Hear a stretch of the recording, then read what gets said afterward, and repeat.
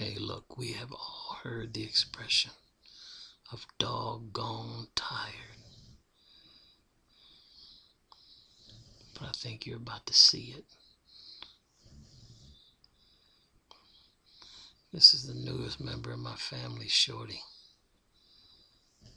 And I mean, he is doggone tired. So get ready.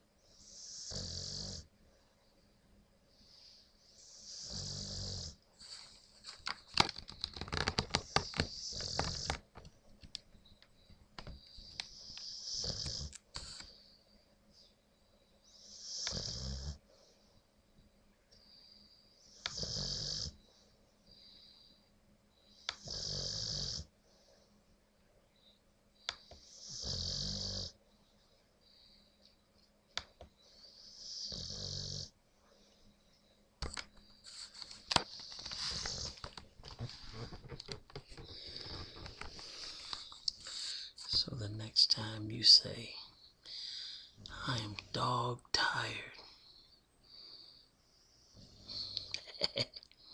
think of Shorty.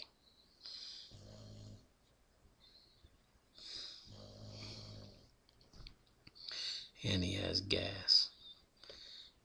What are we gonna do?